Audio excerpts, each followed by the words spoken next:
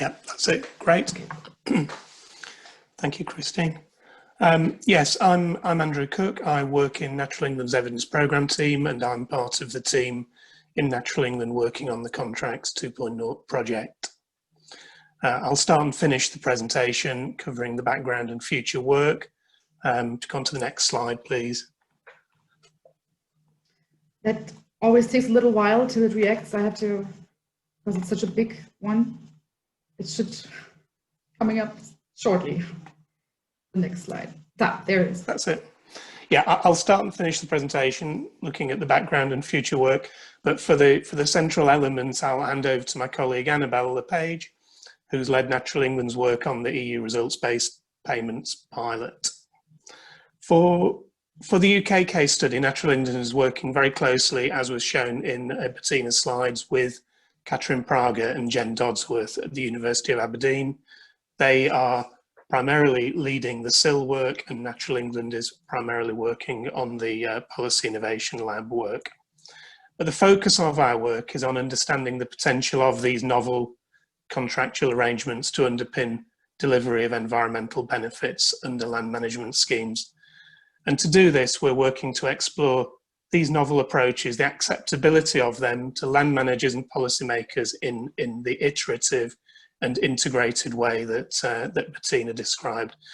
The approaches we're particularly interested in across our study area are collective and results-based, and the focus of this presentation will be on our experience with the results-based approaches.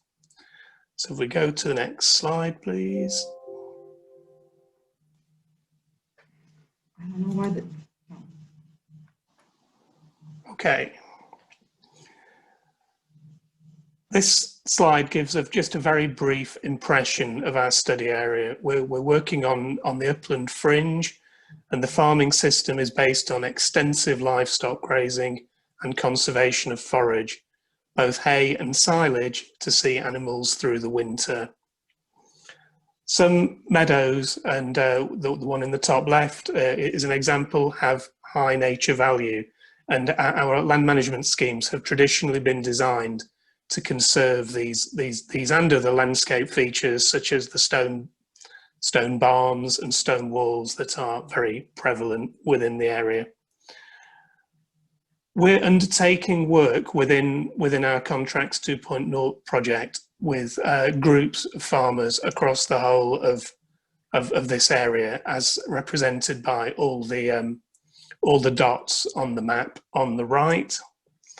But we had a particular opportunity to build on some existing work that has been funded by the European Commission to explore potential for developing a results-based approach. And this has been happening with a group of farmers in the Yorkshire Dales, in Wensleydale, and this is represented by the orange dot on the map, which shows the location of the trial. We'd like to present some of our experience in working on this trial, and I'll hand over now to Annabelle to talk through some of that experience. Okay, thanks Andy. If we could move on to the next slide, please, Christine. Thanks. Yes, I've been project managing the results-based project for Natural England, and Andy's covered it a little bit, but I'll start with a bit of background on why we're exploring this results-based approach. I mean, after all, in England, we've had a long history of agri-environment climate schemes going back to the 1980s, and the most recent schemes have had very widespread uptake. And they've been very comprehensive in terms of offering a range of measures for biodiversity and soil and public access and so forth. But the schemes have all been action-based, with the participants receiving fixed payments for undertaking prescribed management. And they have had some notable successes in halting declines in the natural environment and even reversing them in some situations. So you could ask, well, why are we looking to change it? But the fact is that we still need to achieve more and better quality outcomes in England if we're to see a widespread and sustained recovery of nature. We're looking really to combine this sort of need for better outcomes with so I just turned my video on, I've forgotten about that bit. So we're looking to also try and combine something that has better outcomes with reducing the burden of admin that we've increasingly found. We found that these management-based schemes have had a heavy emphasis on following the rules and proving that the obligatory management has been followed, and they've become, frankly, very burdensome to manage. If we could have the next slide, please.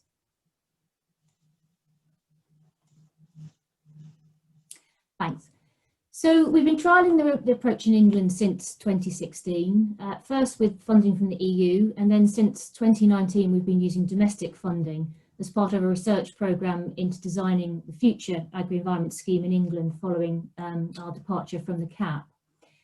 We're focusing this morning on a trial in Wensleydale, in the Yorkshire Dales National Park, that was in northern England.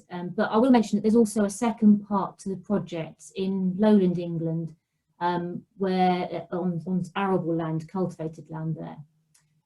The results-based project is managed by Natural England, who Andy and I work for, but we're operating in partnership with the Yorkshire Dales National Park Authority. And within the National Park, the results-based scheme is running on 2 grassland measures, which are shown on the left of the slide here. There's species-rich hay meadows, which, as Andy said, are typical of the traditional farming methods within the National Park. And then also we're operating on habitat for breeding waders, which are the birds of wet grassland that sadly are now mainly found in the upland areas due to an intensification of agriculture elsewhere. And the other part of the project in the east of England on the cultivated land, we've got 2 measures again with a biodiversity focus. One is growing areas of seed food for birds to use over winter, and the other is asking farmers to provide flower-rich habitats which will help pollinating insects. For all of these measures, we offer a scale of up to 5 or 10 different payment levels, depending on the quality of the habitat, and we measure that each year using a standard methodology which the project team have devised. And the payment, it does mean the payment to the farmer can be different each year, depending on how well they've managed it. And there are no specific rules, management rules that they have to follow. So they've got complete flexibility, and that makes it totally different to our current mainstream schemes. Next slide, please, Christine. Thanks. So here are the key questions that we're looking at in the results-based trial. One of the main questions is whether we can secure better environmental outcomes compared with the action-based approaches. So we're using the same methodology to measure outcomes in both the results-based agreement areas and also, for comparison, the same types of habitats but managed in the mainstream schemes using the action-based approach. So we can compare those results side by side. A second part, a novel aspect, is we are asking the participants to monitor their own results using a self-assessment approach to see if that will be a suitable way of determining payments and monitoring the habitats. This has meant we needed a system of measuring the results that was pretty simple and easy to do and doesn't need specialist skills or equipment. So we have had to bear that in mind when developing the survey methodology. We ask the farmers to measure their own results, but then we do also send out an advisor from either Natural England or the National Park Authority, and they repeat the survey independently to compare the results and see how close their assessment is to the farmer's result. And lastly, there's the point about what the farmers in the trial actually think about a results-based approach, because of course, even if it does produce better outcomes for the environment, there's no point switching to a results-based approach if actually it puts people off applying. Next slide, please. Thanks. I'm just going to give a very quick overview of the results, the environmental performance that we've noticed to date, and the other key questions. We've been really pleased to notice an improvement in the score in virtually all of the meadow sites over the first 3 years. And I think that is something that we've been quite surprised with, because you don't normally expect meadows to change very quickly in response to a management change. The scores have gone up on average by 18% since the start of the project, And this has mainly been driven by seeing the typical meadow species more frequently in the fields. But we have also noticed some new meadow species appearing, and this could be partly down to not only the farmers' management, but also some of them have been sowing native seeds and introducing wildflowers into the fields to increase the number of species and help their score. The story in the wader fields in terms of their performance has been much more mixed, although it is actually the same for the control sites in the conventional action-based schemes. Each year we seem to have had exceptional weather since the start of the project 4 years ago. We've had some very dry springs, which is very unusual, and they have affected the quality of the habitat for the breeding waders, because one of the things that the farmers have scored on is the quality and extent of the wet features. So that has been an issue, but what we have noticed is that the farmers have tried to mitigate this effect by undertaking actions such as blocking their field drains to create new wet areas where the birds and their chicks can feed, and generally trying to keep the land wet for as long as possible into the summer. So what we do think is that the results-based approach, it is encouraging people to take action to compensate for these difficult situations. Next slide, please. Thank you. So how did they get on with their self-assessments? Well, generally, the answer is very well. The farmers have picked up the skills quite quickly. And this graph shows how much the results recorded by the National Park Authority advisors in the hay meadows, how much they have varied from the results that the farmers recorded themselves, looking at the differences in the actual payment level rather than the score. And in all 3 years, most of the assessments have matched, which is the columns in the middle. And with the green being the most recent data from 2019, you can see that it's actually the matching has got better each year as they've got more experience. And on either side is the proportion of sites where the payment levels weren't matched between the advisor and the farmers. But what we found in the hay meadows is that it never varied by more than one payment tier. So I think the message that we've taken away is that generally the farmers do very well, but perhaps it is unrealistic to expect an exact match every time, because our survey method is based on taking samples across the field. So inevitably you will end up with some divergence. Next slide, please. Okay, this slide just shows some quotes from the farmers who have taken part in the project. And I think they summarise quite nicely the general feedback. We've had 31 farmers taking part across both the project areas, and their response has been almost universally positive. In particular, they like the flexibility, because they can use their knowledge and skills and adapt the approach according to the actual conditions on the ground, rather than follow a fixed set of management rules. The approach puts a lot of trust onto the participants, as the managing authority can't control what the farmer does on their own land anymore. And instead, we've got to rely on the financial incentive working, as they'll get paid more if they deliver better outcomes. But money isn't the only incentive. It's not the only influencer, although it is, of course, a very important one.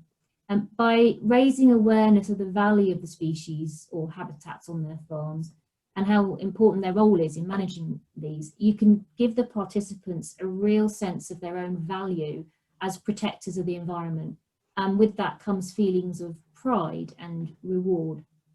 And hand in hand with this is a strong sense of fairness as well, in that they're getting a fair reward for effort. And you can't cheat the system, because the results are either there or they're not. But there are also some comments about risk, especially linked to things outside their control, like the weather, which I've mentioned. But as one person has put it, risk provides focus. And there is an appreciation that, excuse me, on all farming carries these sorts of risks. And what the results-based approach does is put the agri-environment element on the same footing as producing livestock or crops, where both quantity and quality matter. Next slide, please. Thanks. Just a few words on the advice that we've provided with people, the facilitation. Education is really important, and we know the farmers have appreciated the learning that's come with the process. The National Park Advisors have brought the farmers together for group training events on subjects like carrying out the self-assessment or how to manage their land to boost their results, as well as providing one-to-one advice. Bringing people together has helped to develop a sense of community and facilitated knowledge sharing between the farmers. And of course, it's incredibly helpful to us too to facilitate these conversations and get feedback from them on what's working and what's not so good. And we can test out ideas as well. There are social benefits from this as well.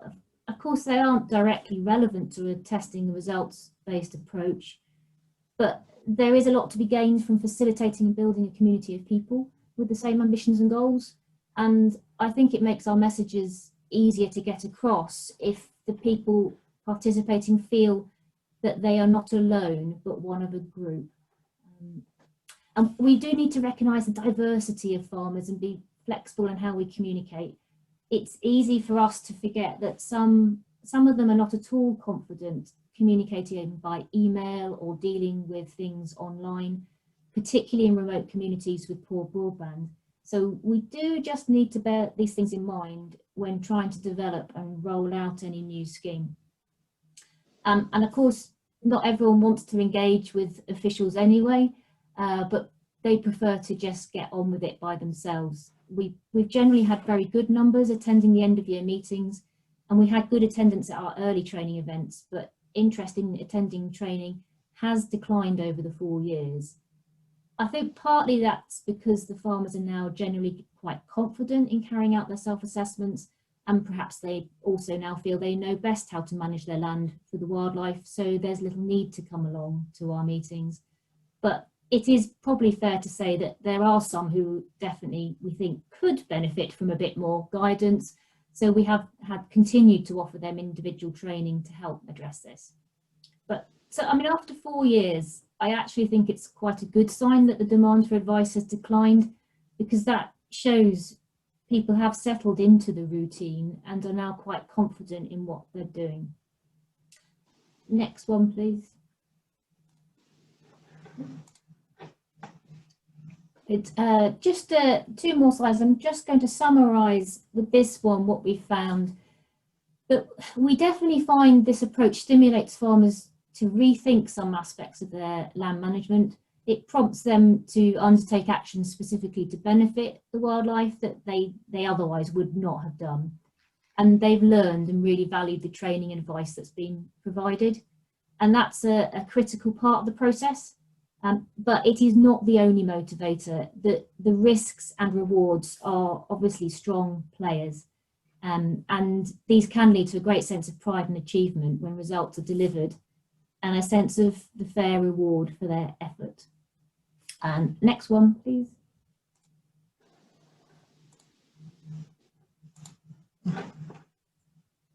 Right, thanks.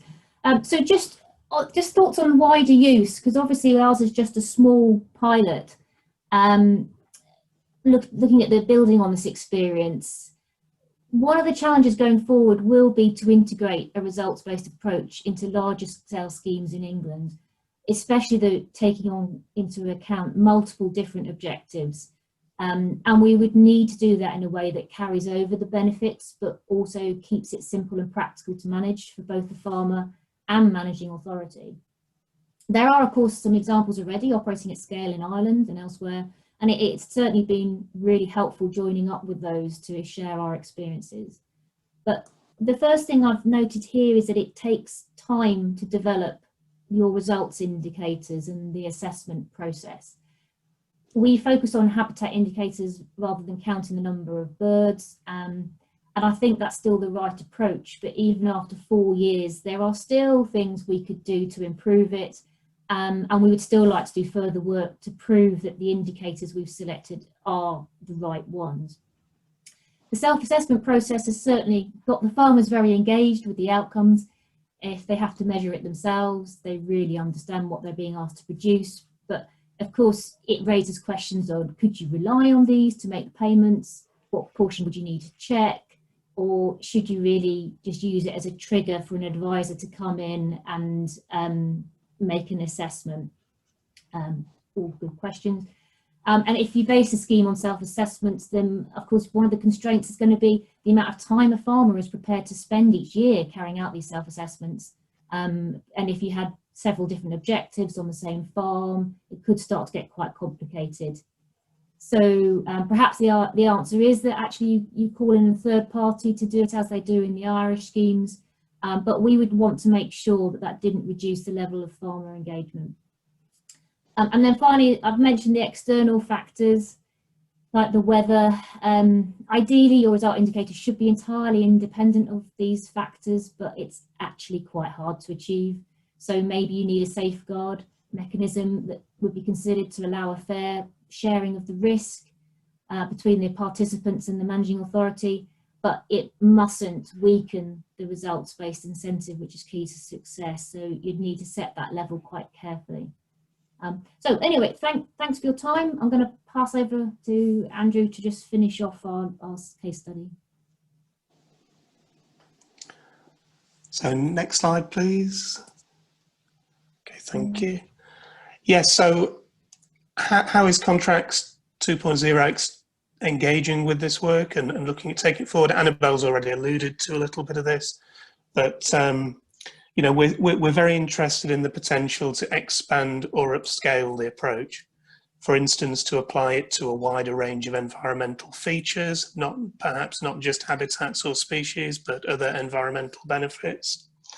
And to be able to set targets at either whole farm or at landscape approach. And, you know, we're aware that the Irish have had some experience in this area, and we're keen to learn from that as well. And you know, what are the opportunities and barriers? I mean, one of the big barriers we've had this year has been COVID, which has kind of prevented us getting out and talking to people as much as we would have liked. So, but that we feel there are, you know, hopefully next year we'll get more opportunities to get out, and we'll have a chance to test a wider range of ideas with our farming community and with our policy community. We're also interested in how to streamline the monitoring and control, and we're keen to capture the transaction costs associated with the novel approaches we're testing. And we're particularly interested in the synergistic benefits of combining the collective approach and the results-based payment approach. And through all of this, we're keen to use the evidence to inform development of the future land management schemes in England, and also to communicate our experience to the rest of Europe through the Contracts 2.0 project. So these are just some of the areas of interest. And the next slide, please.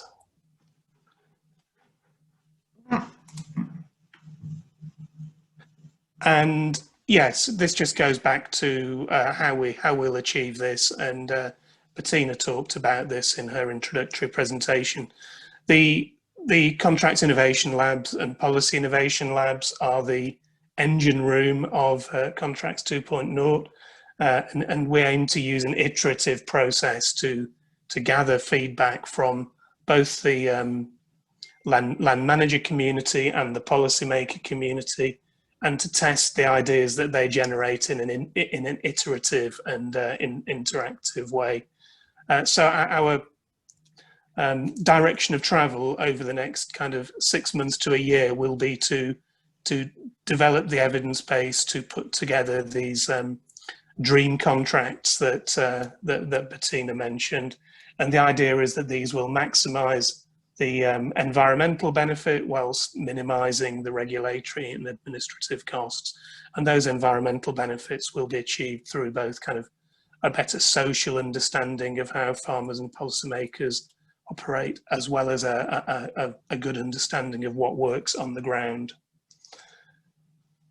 So that, I hope, has given you, if you go to the next slide, a flavour of what we've been doing in the English case study. And I'd like to thank you all for listening to us both. Thank you very much.